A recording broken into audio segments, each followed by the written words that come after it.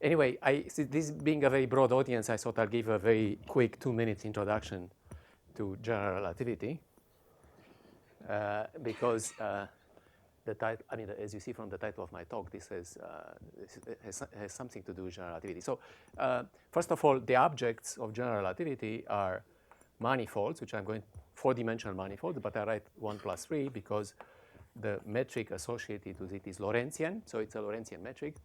And the equations, which are called the Einstein field equations, look like this. It's Ricci minus 1 over 2, the metric G alpha beta times the scalar curvature is equal to an energy momentum tensor of matter on the right-hand side, which can be electromagnetic fields or scalar fields or fluids or whatever.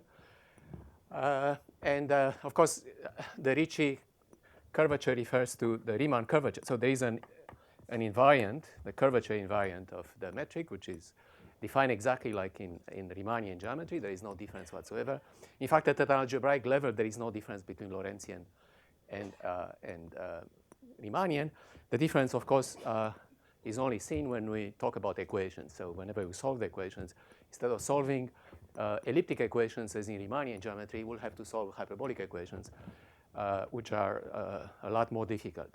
In any case, this is a Riemann curvature tensor. This is a trace of the Riemann curvature tensor, and that's a scalar. So this is called the Ricci curvature. That's a scalar curvature. And in fact, during my talk, I will discuss the situation of vacuum when I take T to be 0. So there is no matter. That corresponds physically to just electromagnetic waves. And from a mathematical point of view, this equation, so the equations really become this, just Ricci curvature of the metric G is equal to 0. And from a mathematical difficulty point of view, this already contains essentially all the interesting mathematical features. So this is a pure mathematical problem. It turns out that it has solutions. There are special solutions. For example, the simplest one is Minkowski space. Yeah, sure. OK. So Minkowski. OK, so this looks like this. It's minus dt squared plus dx1 squared plus dx2 squared plus dx3 squared, where these are the coordinates in R1 plus 3, right? The t x1, x2, x3. And I can also write it in polar coordinates, and it takes this 4 minus dt squared plus dr squared plus r squared times the area element of the two-sphere in the usual one in Euclidean geometry. So that's a Minkowski space. But in addition, so this is clearly a solution of the Einstein vacuum equations. But in addition, there are 2 other very important solutions, which I will discuss. I'm not going to write it now. There's a Schwarzschild and Kerr family of solutions, which are a little bit more complicated. This depends on a parameter, m, which is called the mass. This depends on 2 parameters, n, m. And as we shall see, the interesting case is when a is strictly less than m. Of course, a equal to 0 corresponds exactly to Schwarzschild solution. So Kerr family is more general than this, and of course more general than this. And well, this is part of the talk today.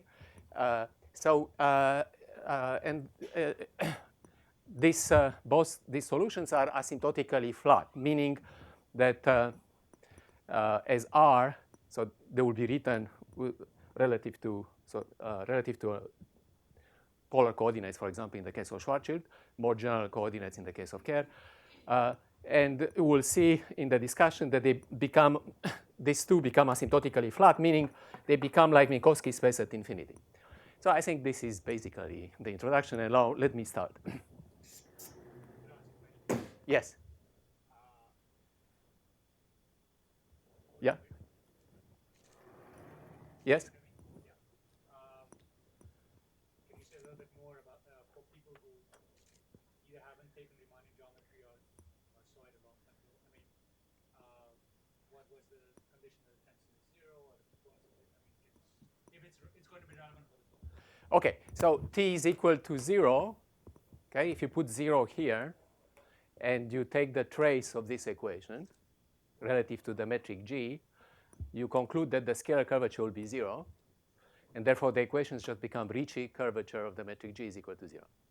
Okay, so that's I guess what I'm saying is that I'm not even sure what that means. It means for, there's a Riemannian manifold, but what does that mean? It's not a Riemannian manifold, it's a Lorentzian manifold. Okay, whatever. Yeah. So Yeah? what is the meaning that that's a solution? Okay, so the Riemann curvature tensor is defined starting with a metric g. There is a formula which essentially looks like this. It will be second derivative of the metric g, maybe multiplied by g also, plus terms which are of the form dg times dg. It could also have something depending on g here. So anyway, there is a nonlinear expression which gives you the Riemann curvature tensor relative to a system of coordinates. So I have a system of coordinates x0, x1, x2, x3. And in that system of coordinates, the Riemann curvature tensor is expressed like this, right? So if I take the trace of this, I'll get something slightly simpler, but still it's going to be a nonlinear expression in the metric g and derivative, up to second derivatives of the metric g, right? So solving the equations here means finding a metric which verifies, right? So I have to take a trace, another trace here, finding a metric where all that expression is equal to 0. So it's a nonlinear system of partial differential equations. So what is the trace operator here? Excuse me? So what's the relevance of the trace and what's physically that? What does that mean? Well, I mean, I'm sorry, but I said only a 2 minutes introductory course. I can't take more. So if we don't know, do we have a pair of understanding what you will say next? I'm sorry? If we don't understand that, or if I don't know what it I think so, because you'll see that the discussion is at a philosophical level. So you don't really have to know exactly what the definition is, okay? All right, is that fair? I mean, I can't spend the next, I would have to spend another 15 minutes to explain everything. So let me. You could just say a word about curvature. Right, so. I'll say a word about curvature. So if something is flat, it's flat. There's a notion of moving around a curve being parallel to itself. And if you do that in Euclidean space, you're just going to get back where you started. But if there's curvature, when you go around a closed curve, thinking you're being parallel to yourself all the time, you'll get back where you started, and you'll have gone through a twist. And that twist is what makes this not flat. And that whole notion is a tensor of that type with a lot of variables, and you can average it out over two variables. You get it down to the Ricci curvature, which is an average of this other thing, and the scalar curvature, which is an average of the Ricci curvature, which is just a scalar itself. So the curvature indicates the shape of this thing, and it was a great invention. Well, it's a great invention, and of course, we all know that in general relativity, in the concept of Einstein, the space-time is not Euclidean, it has curvature. And this curvature is embodied in this, this expression here, which is a complicated expression involving the metric and derivatives of the metric. And the Ricci curvature is indeed an average quantity. But it's not too important for the rest of my talk to know exactly what it is. Okay, so let me now go to a discussion about reality. So first of all, mathematical reality. Few words. Obviously, an object is real if it's mathematically consistent. So, for example, any branch of mathematics that you like, when you define an object and it's consistent, it's obviously mathematically real. Physical reality, on the other hand, which is based on mathematical models, is only real if it leads to effects verifiable by experiments. So I think everybody agrees with that much. And then what I'm going to talk about is whether physical reality can be tested by mathematical means in the framework of a given theory. So here is the example, which concerns black holes. So black holes are specific solutions of the Einstein field equations. And in fact, any one of the solutions that I wrote here, in particular Minkowski space, is easily seen that it's a solution of this equation, right? So again, you don't have to know the details of this to believe me. So everything I wrote here will be solutions of the Einstein vacuum equations. So they are clearly good, well-defined mathematical objects because everything is well-defined, the Riemann curvature, the Ricci curvature, and therefore the solutions are, of course, also well-defined objects.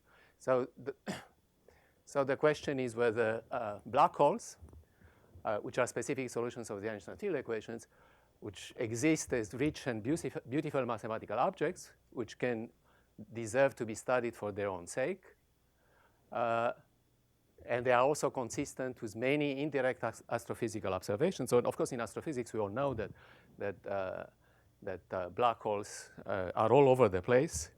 The center of galaxies are supposed to consist of immense black holes. And, of course, black holes, by definition, are things that cannot be tested directly because nothing escapes the gravitational pull of a black hole. And therefore, everything that you can use in order to make sure that indeed you have a black hole is only indirect astrophysical observation. So the question is, are they real? And again, I would like to talk about this issue of reality in the context of mathematics. So first of all, a definition, what is a black hole? So again, I apologize for those people who are not familiar with the language of Riemannian geometry. But I'll try to explain in words what I mean. So first of all, we look for solutions of this of G is equal to 0. In other words, I'm looking for matrix G, which verifies the equation, the Ricci of G, which is this complicated expression that I wrote, has to be equal to 0. And in addition, I assume that the solutions are asymptotically flat. Asymptotically flat means that somehow outside a sufficiently large compact set, everything looks Minkowskian. Okay? So it looks, everything, the curvature is very, very small, very tiny, and goes to 0 at infinity.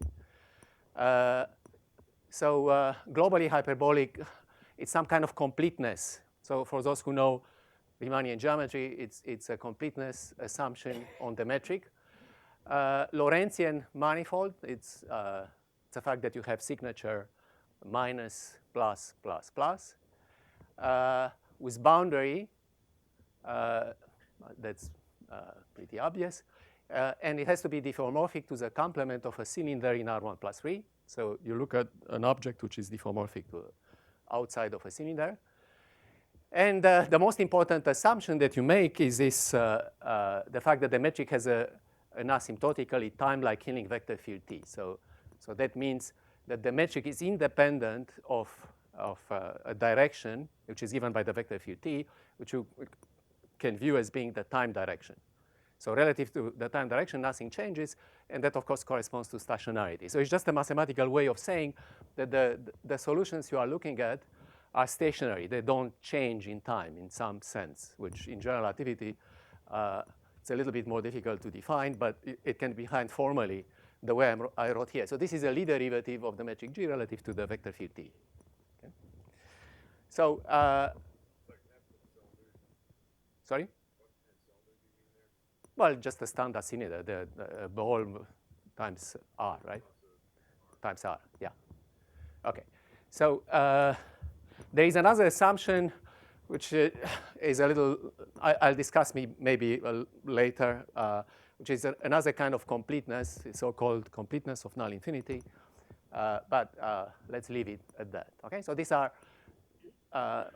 what I want to emphasize here is that one can define a general notion of stationary solution of the Einstein equation in vacuum, which is asymptotically flat. And as I said, it has an asymptotically time-like Hilling vector field. It's only asymptotical. In other words, outside the compact set, the space-time looks like Minkowskian, looks like a space of special relativity. And this vector field in Minkowski space, if you look here, the vector field will be just the derivative with respect to t. Okay? So you are just looking in the time direction. You are looking at translations in the time directions. And now, as we will see, however, in black hole situation, this vector field, which starts by being being time-like at infinity, switches and becomes actually space-like. But I'll say it in a little bit later. Okay, so here is a solution, explicit solution of the Einstein equations in vacuum, which is a Kerr family. As I said, it depends on these two parameters. Yes, maybe it's easier to use this. So it depends on these parameters A and M. It can be written in a certain system of coordinates which look like polar coordinates in Minkowski space, the T, R, theta, and phi. And it has this form. Again, you don't have to know exactly what these are. The important thing is that this is explicit solutions of the Einstein equations where all the coefficients of the metric are determined in terms of these very simple expressions, which are trigonometric expressions. And I would say that it's probably one of the most impressive explicit solutions of all of mathematics, of all of physics. In that, first of all, it's a solution of a truly nonlinear problem. It's explicit. It's physical in the sense that it really is a model of all that whenever we talk about black hole, there is maybe a slightly more general family of black holes which will have three parameters. These are called Kerr-Newman. They correspond, however, to the Einstein equations, not in vacuum, but in connection with the electromagnetic field. So in any case, I'm going to restrict myself, of course, to the vacuum case. Okay, so these are the solutions. Now, what you observe is that the metric, all the coefficients of the metric are independent of the variable t. Okay, so that means that the vector field d over dt is indeed a Killing vector field. So that corresponds to stationarity. And in addition, this family is also axisymmetric in that, again, if you look at the coefficients, they don't depend on phi. So d over d phi is another Killing vector field corresponding to a rotation. So actually, this models a rotating black hole. Right, so the case of Schwarzschild, so this is a simpler case when A is equal to 0. And that corresponds to what is called the static spherically symmetric. In that case, you can see indeed that the metric is spherically symmetric. It's static in the sense that the vector field d over dt satisfies an integrability condition, which again, I'm not going to talk about. Yes? Can you say what A and M are? Is M angular momentum? Yeah, so M corresponds to the mass of the black hole, and A corresponds to the angular momentum. Yeah. Angular momentum. The angular momentum of the black hole. Right? Okay, so here is how the metric looks in Schwarzschild. It's a little bit simpler, as you see. I mean, this metric is sort of very familiar for general relativity. And it was discovered, in fact, by Schwarzschild immediately after Einstein formulated his general theory of relativity. So Einstein formulated it in November 2015. In fact, we'll celebrate the 100th anniversary of it on November 30th. And Schwarzschild, who was fighting on the Western Front and during the war, and who actually died immediately after he wrote his paper, his famous paper, he did this at the beginning of 2016. Okay? So it's pretty amazing. On the other hand, sorry, 1916, right? Sorry, right. So the Kerr family was discovered, however, much later in 1963. Right? Okay, so let me now. That's the most general family. This is part of the discussion that I'm going to have. Okay, so I'll definitely address that issue.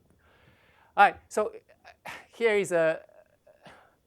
is sort of a picture. It's very difficult, of course, to make a picture of a solution of the Einstein equations. It's obviously a complicated three-dimensional space-time. But nevertheless, you can, using so-called Penrose diagram, you can give a sense of what is going on. So let me try to explain. So you have, first of all, this line here, r is equal to r plus. R plus being a, r plus corresponds to a solution of that delta. So delta of r plus equal to 0 is just the largest solution, in fact, of that polynomial. Okay, so that's very simple to calculate. In fact, in Schwarzschild, in the case when a is equal to 0, that is exactly r equal to 2m, m being the mass. So this is this thing here, right? The part here corresponds to what is called the exterior of the black hole. And this is a black hole. So the black region is the black hole. The sort of causal relations have to be understood in the following way. Any particle which has mass will move along a vertical line like this. Okay?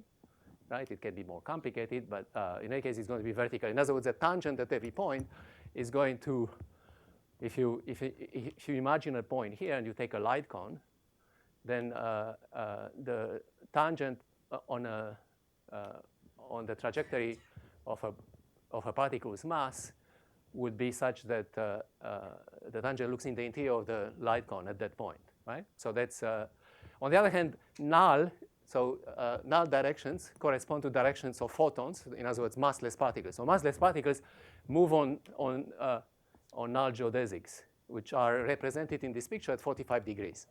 Okay? So everything at 45 degrees is null. This here is an artificial boundary which corresponds to a compactification. So in mathematics, one does this all the time. You compactify the Euclidean space by adding a point at infinity. Here, in Lorentzian geometry, you have to add a whole boundary. This is in other words, this is a three-dimensional boundary. And they correspond, every point here corresponds to an endpoint of a null geodesic. So null geodesics move like this. This represents a space-like hypersurface. In other words, the normal at every point on the hypersurface is time-like. So it looks again in the interior of the light cone at that point. Right? OK, so there are two regions like this. Forget about, I mean, we are not going to be interested in this region. So I just concentrate on this part and this part. In fact, mostly on this part. OK, so again, the external region corresponds to r larger than r plus, r being one of the coordinates. The event horizon corresponds exactly to r equal to r plus. And the black hole corresponds to r less than r plus. There is another boundary here, which is r equal r minus, which corresponds to the second root of that polynomial, about which I will not talk now. It's a very interesting boundary, too, but I don't have the time, so I will skip that. In fact, everything I'm going to say is going to be concentrated on this exterior part of the black hole. So again, you have the event horizon, which is r equal r plus. This is also r equal r plus. This is a past event horizon. This is the future. There is a direction of time, which is corresponds to just going in the up direction. Past time will be in the opposite direction. So this is a past event horizon. This is a future event horizon. And these are the null boundaries at infinity. So these are things that have to be interpreted at infinity. The space-time, as I said, it looks asymptotically flat. In other words, as I go towards these boundaries, everything becomes Minkowskian, right? So it becomes flat. The curvature is it becomes irrelevant, goes to 0. And there is this vector field, T, which was d over dt in the picture that we had before, which, as you see, is completely time-like in this region. This is the asymptotic region where the space-time looks Minkowskian. On the other hand, if you approach the boundary, you see that T actually becomes space-like. So instead of being at every point pointing in the future of the corresponding null cone at that point, it actually is space-like. Now, this is a huge problem from all points of view, both physical and mathematics, and I guess we'll have to discuss it. OK, so that's basically how the external region of Kerr looks like. So the region where T becomes space-like, so it moves from time-like to space-like, is called the ergo region. So it's a region which looks roughly like this, right? OK. There is another thing which is important, which we'll discuss later on, which is the fact that somewhere here, close to the black hole, maybe not necessarily in the ergo region, But sometimes, depending on the particular Kerr solution you look at, it could also be in the ergo region. You can have trapped null geodesics. So what is a trapped null geodesic? Well, you see, I said before that every geodesic looks either like this. Every null geodesic at 45 looks at 45 degrees and 45 degrees in this direction. But this is a lie, because in reality, things are more complicated. Every point here represents, in fact, a complicated two-surface. In the Schwarz, it would be a two-sphere, but otherwise it would be a surface. And in fact, there are geodesics, which are these trapped null geodesics, which actually don't move either in this direction or in this direction. And in fact, they stay somewhere in the middle. So they stay here somewhere. Right? So they are called trapped null geodesics because they don't escape.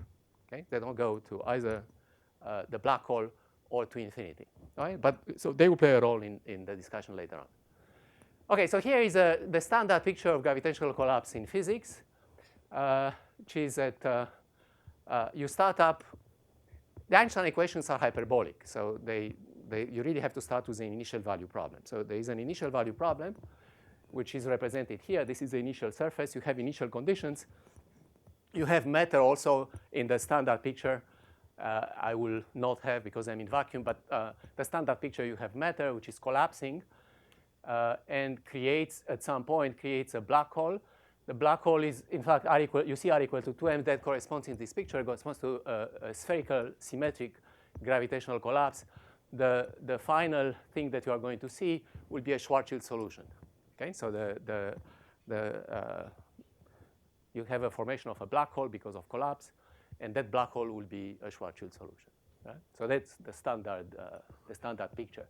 So large concentration of matter may lead to the formation of a dynamical black hole settling down by gravitational radiation. In other words, dynamical black hole, it means that it's not yet completely stationary, but you have already this event horizon. By the way, I guess I didn't say enough maybe about the event horizon. Let me go back for a second. So if you see in this picture, the event horizon has the meaning that if I am at a point in the interior of the black hole and I look at null geodesics, I see that they cannot escape the black hole. Okay? Now, if I'm at a point in the exterior, of course, I can escape, obviously, and we hope that we are exactly in that situation. We will never reach a black hole. But of course, if you go in the direction of the black hole, you will go in. Right? Okay, so that's so dynamical black hole will be one in which its horizon has already formed, and beyond the formation of the horizon, the solution looks more and more like a Schwarzschild solution in this case. In general, it will look like a Kerr solution, or more generally, if you have matter, it will be a Kerr-Newman solution. Okay, but we'll talk only about the Kerr case. So what does this dynamical collapse? So this is a typical picture that physicists have in mind when they talk about black holes, formation of black holes. So it presupposes certain things. First of all, the first thing is that large concentration of matter lead indeed to the strong causal deformation of black holes. Strong causal deformation means exactly this event horizon, beyond which nothing can escape, right? So, so large concentration lead to such things. The second thing is that all stationary states are Kerr. So this answers to a question which was raised by two people here in the audience. So indeed, in the standard picture of gravitational collapse, you have to presuppose, right? You may want to prove it, of course, but people presuppose that the final states are going to be Kerr states. Okay? So in other words, this is quite amazing because you can have extremely complicated situations of a collapse, and yet somehow at the end of the day, you are just going to see only two parameters, only the mass and the angular momentum, and nothing else. Everything else has disappeared. Right? So this is pretty amazing if you believe that picture. Now, the final thing that you have to presuppose in order to make this picture work is to claim that, or believe rather, that all stationary states are stable under general perturbation. So if I start up with a Kerr solution and I make a slight perturbation, so if I have a slight perturbation of this picture in particular, the picture will stay the same. Nothing will change. Okay? So that's what stability is all about. So small perturbation of Kerr will not change the standard picture. Yes? So you say you actually, if you bob under Yeah. Maybe from the equation moving along the diameter, you don't get oscillations. Or you don't get You don't get large oscillations, but get the oscillations which settle down after a while. Right? Where's the center?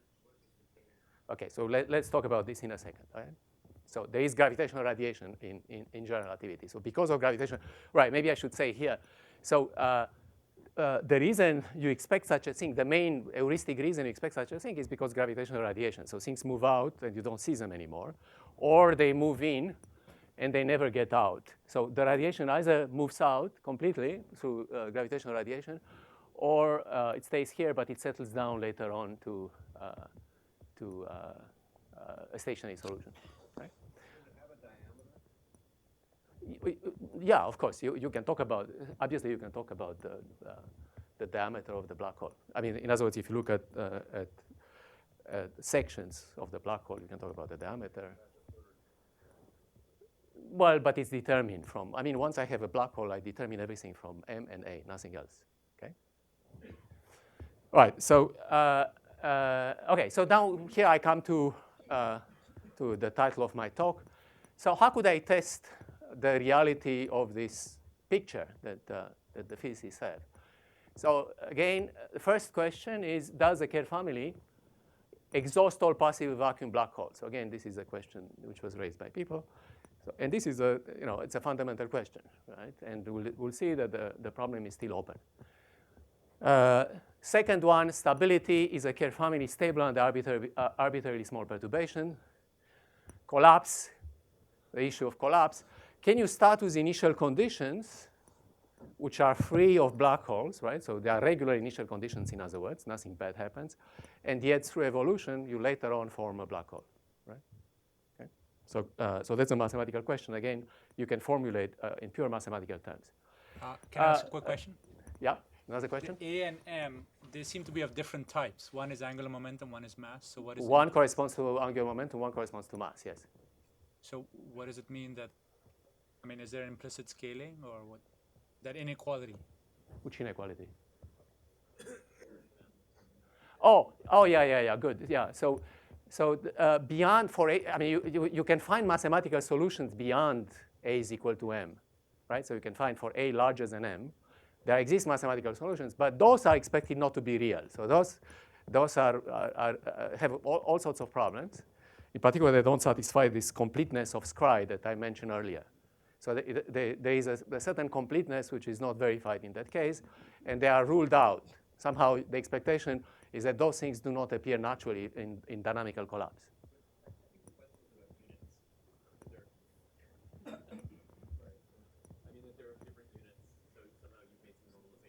Yeah, that implies a normalization. So I just don't do it. Yeah, absolutely. Yeah, sorry, I didn't understand the question. But You answered correctly. oh, okay, so I answered the correct question. Well, sorry. Sorry? Yes, yeah, you always make normalizations in this business. As a mathematician, I don't care about particular. Right. Okay, so these two, both questions, so the first question, of course, is sort of a different nature. But these last two can be expressed in terms of initial conditions, as I mentioned. And in general, you can talk about the initial value problem in general relativity. So again, I want to solve these Einstein equations for matrix G, starting with initial conditions on a hypersurface. So I start with a three-dimensional hypersurface, and I specify a Riemannian metric and a tensor, which is symmetric, which once I solve the problem by evolution, this will become simply the restriction of the space-time metric to the initial hypersurface, and this will become the second fundamental form of the embedding. Okay? So in other words, solving this problem, you start up with a data set. This is called an initial data set, and you look for solutions of the Einstein equations, which are such that this is, once you solve the problem, this is embedded in the space-time that you have created. Right? Is that clear? Now, of course, there is even this initial data set leads to all sorts of interesting mathematical questions. For example, I cannot specify this arbitrarily. There has to be some constraint equations. Just like when you solve the Maxwell equations, you have to have the constraints. And the constraint equations are of great interest to people in Riemannian geometry. So there is a huge amount of Riemannian geometry which is intimately tied. For example, the positive mass theorem is a theorem about just the constraint equations. But I'm interested in the dynamics, so I assume that I can solve the initial. I mean, I have a good initial data set, and I'm interested what happens in the future. There is a famous results. There are famous results of Loret, Ivanchuk, et Brouard in 1952 that says that if I start up with a general initial data set, so there is a very general result, which satisfies the constraint equation, then I can always solve locally, I can solve the problem. And you can also talk about the maximal development. Development is simply a solution that starts at this, with this initial condition. You can talk about the maximal development of the initial data set. And in a sense, you can then define the mathematics of general relativity as being the study of these maximal developments of initial data sets. All right? So these are called maximal global hyperbolic developments. And all right, so let's talk about rigidity first. Rigidity conjecture. So we make it more precise now mathematically. It states that the Kerr family, right, which is this one, exhausts all stationary asymptotically flat. That's important, right? They have to be asymptotically flat. Regular means regular in the sense that I described at the beginning when I talked about the general stationary solution. Vacuum, black holes. Black holes means just the stationary solutions, the definition that I gave earlier. I'm trying to understand the asymptotically flat assumption, because physically it's not asymptotically flat, and we're speaking obviously logometric, and the future might be asymptotically considered. Is that? But that corresponds to cosmology. That corresponds to cosmology, right? But asymptotically flat refers to isolated physical systems, Sure. right? So I can have, right? So it's a different subject. I'm just trying to understand, take this, when you embed this in the physical black holes, do these changes in asymptotic conditions, which physically happen quite far away, so in a sense a small perturbation, but the asymptotic change, does that matter? No, so again, the assumption of asymptotic flatness, which is the standard assumption when you talk about isolated system, is the only one that I'm going to talk about. Now, you can ask the question in cosmology. Of course, you can ask similar questions, but that's not. I'm not going to address that at all. Right? It's a totally different subject. But here, of course, the assumption is that somehow you form a black hole somewhere, and it's an isolated system in the sense that after that you just have gravitational waves, and there is no more large concentrations of mass or energy anywhere else in the space-time, so things die out. So of course, every calculation based on gravitational waves is based on that assumption, right? Okay, so it's physical in that sense. Okay, so now, all right, so let me say that despite common perceptions, which are common perceptions in physics literature, the conjecture is far from being settled. So let me try to explain this. So first of all, so what is known today? It's true in the static case. In other words, if you assume that you have a stationary black hole, and this vector field T, which defines stationarity, satisfies an integrability condition, then the result is known by beautiful works by Israel, Bantig, Masoud Al-Ulam. This is really a remarkable paper, actually, which uses, in fact, the full power of the positive mass theorem. So in the static case, it's true, and in that case, of course, you identify exactly Schwarzschild. So the statement is that the only static solutions are Schwarzschild solutions. Okay? In the axially symmetric case, so if you assume that besides stationarity, you assume that you have a second Killing vector field relative to which the spacetime is axisymmetric, then it's also known, and it's another beautiful result of Carter-Robinson, which actually it's a result in harmonic maps. So it reduces, the problem reduces to a problem in harmonic maps. And there are many other results, which of course I'm not going to mention. Okay, then the statement that corresponds to this common perception in physics is that it's true also under an analyticity assumption, and this is the famous result of Hawking. So what Hawking did is observed that if you have a stationary solution and you look what happens on the event horizon, so you look at the T, the vector field T, which is the stationary Killing vector field, on the event horizon. It's not hard to see that it has to be tangent to the horizon, and it has to spiral on the horizon. Okay? From that, you easily can see that there is a second Kinnick vector field, which is, in fact, in the direction. So the original vector field spirals, but the second one, which Hawking constructs, is actually a null vector field. So it's in the direction of the generators of the horizon. The horizon, of course, is a null hypersurface itself. It means that is ruled by null geodesics. Right? OK, so then by assuming analyticity, he's able to show that that vector field, which you construct only here originally, can be extended in the interior, and you get the second Kinnick vector field for the spacetime. Then you can see that using this Hawking vector field together with the original T, you can construct the axially symmetric vector field, and therefore the spacetime is axially symmetric. Right? You mean real analyticity? Real analyticity, yeah, real analyticity, and then you conclude that indeed the spacetime satisfies is in the Carter-Robinson situation, and therefore you are Kerr, right? So again, the result of Carter-Robinson says that if you are axially symmetric and stationary, then you are in Kerr. There is nothing else. Okay, so that's a remarkable result, highly non-trivial. But this assumption of Hawking is really a cheat. So let me explain why is it a cheat.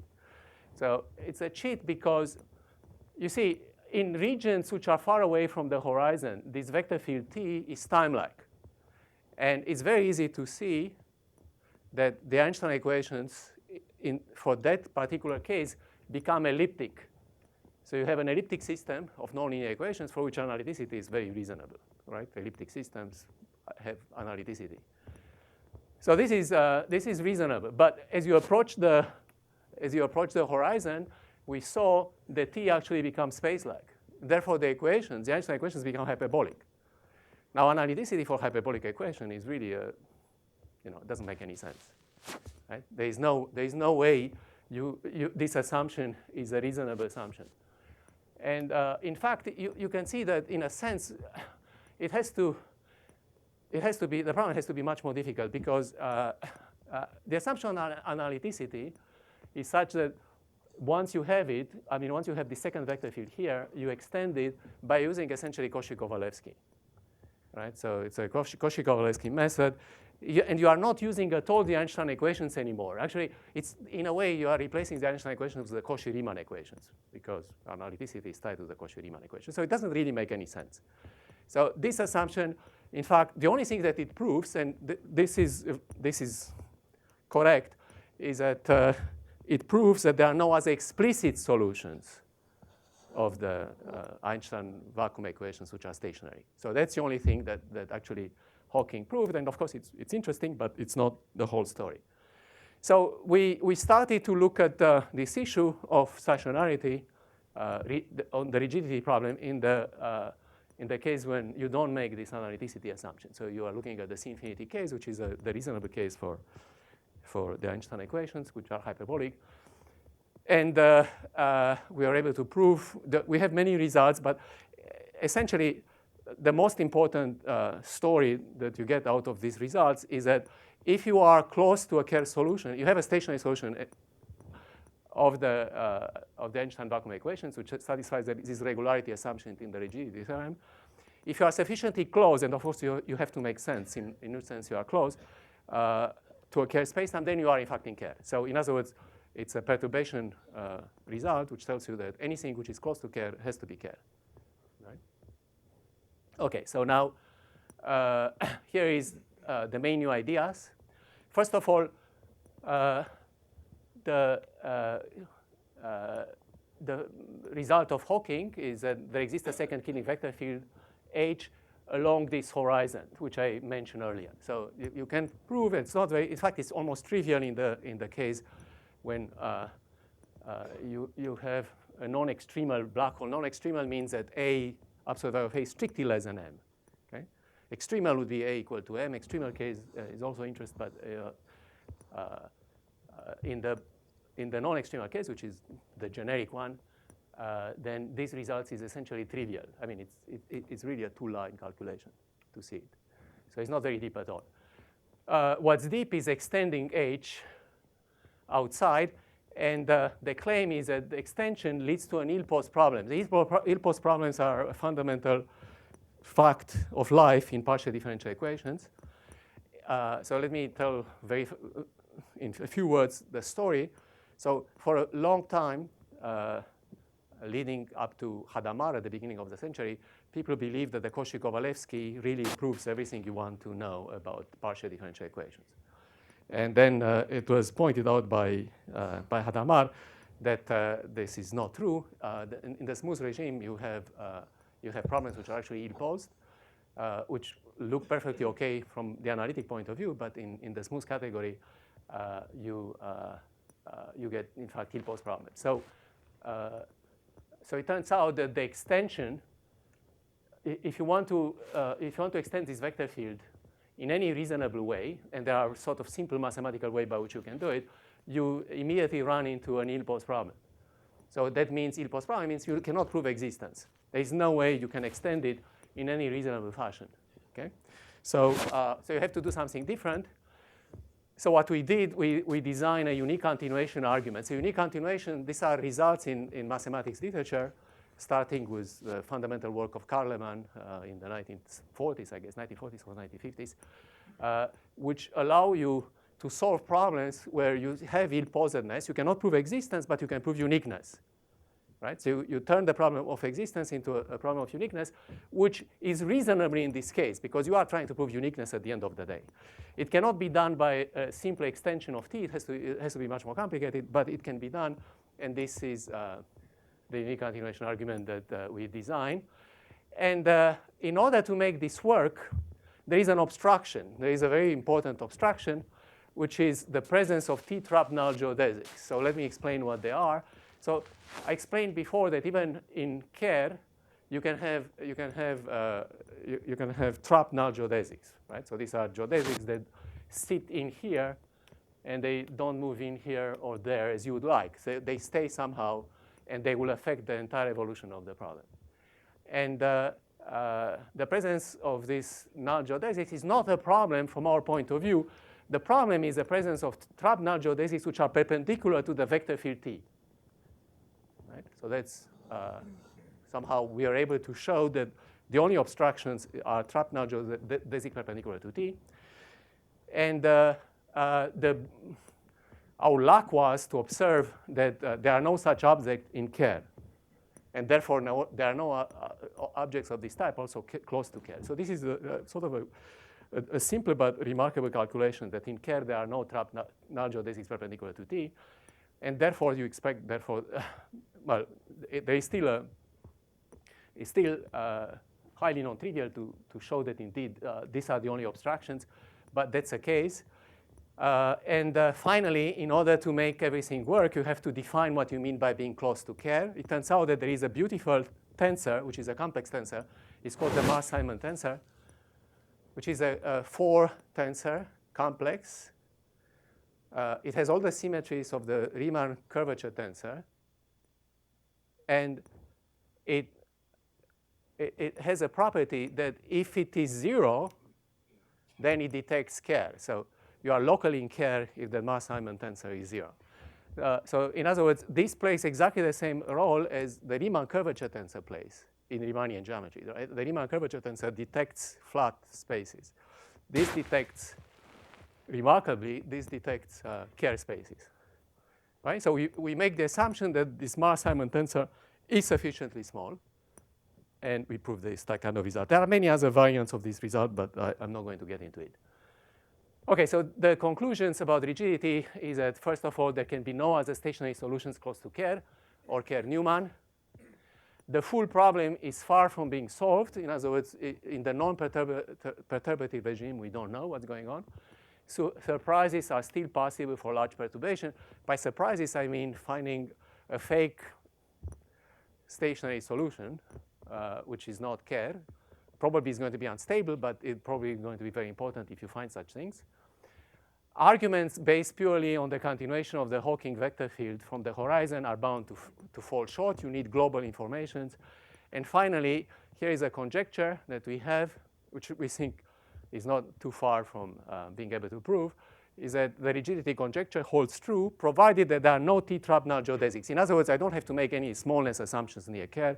If I can show that there are no T-trap null geodesics, then you expect the result to be true. And then, of course, so I believe that this is correct, but this assumption of no T-trap null geodesics is really an assumption that we don't know how to, even in principle, how to get rid of. And in fact, it may be possible to construct fake stationary solution by starting with T-trap null geodesics, for example. Okay? At this point, we don't know. Okay, so that's the story of rigidity. Let's talk about stability. So stability is much more complicated. And here, this is another picture of Kerr, right? So, but I'm looking only at this part. And I'm starting with initial conditions on a space-like hypersurface. So, of course, if I'm in Kerr, obviously, the space-time metric induces an initial data set, which corresponds to exactly the initial data set of Kerr. And then the mathematical question is, if I perturb this initial data set a little bit, I like to show that the evolution, the Einstein equation evolution, leads to a picture which looks very similar to the one I started with. But the remarkable thing that you have to keep in mind here is that if you are starting with an A and M, so mass and angular momentum, the final state that you arrive at may be different, right? So in other words, the horizon, for example, will not be this one, will have to be something else. There will be another horizon, and you have to find what that horizon is, and that, of course, is a huge difficulty. But let me tell you, first of all, what is known in the physics literature. So this problem, of course, played a major role in physics in the 1970s, immediately after the family of Kerr solutions was discovered. And here is a statement of Chandrasekhar, who dedicated a whole book to the study of perturbations of Kerr. The treatment of perturbations of Kerr spacetime has been prolixious in its complexity. Perhaps at a later time, the complexity will be unraveled by deeper insights, but meantime, the analysis has led into a realm of the rococo, splendorous, joyful, and immensely ornate, right? So, so again, there is a perception, nevertheless, which you don't get in Chandrasekhar. Chandrasekhar doesn't make that statement, but other people have made that statement, that according to the common perception, again in physics, the stability problem has been solved based on a method of separation of variables. This, in the case of Schwarzschild, were done by Reggie Wheeler in 1957, Vashara in 1970, Zerilli in 1970, in Kerr, Teokolsky, Press Teokolsky, essentially in 1973. So what they do is they look at solutions expressed in terms of separation of variables, and they find out some kind of linearization, and they show that for the linear equations, there can be no asymptotically growing modes. So I'll talk more about this in a second. The most remarkable result in this line of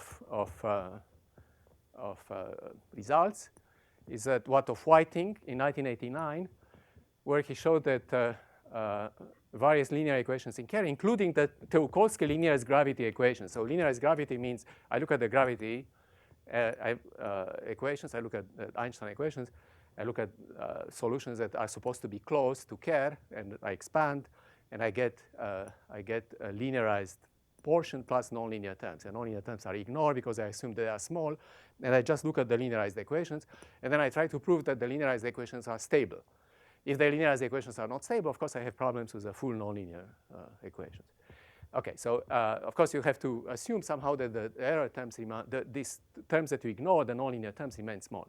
So Whiting has shown that there are no exponentially growing modes for these linearized gravity equations of Teokolsky. So why is this not enough? So let me explain now why this result of Teokolsky is far from being enough. Result of Teokolsky and Whiting, in fact. So linear stability turns out to be necessary, but far from sufficient to establish nonlinear stability. Okay, so let me explain this too in more details. First of all, lack of exponentially growing modes is a necessary condition, but far from sufficient to establish even the boundedness of solution to the linearized equation. Why? Because showing that there are no growing exponential in modes does not mean that the sum, when I sum all the terms in the expansion that I make, it doesn't mean that I'm not going to that I'm going to find something which is bounded. So it doesn't even imply bounding. In fact, it's very far from boundedness.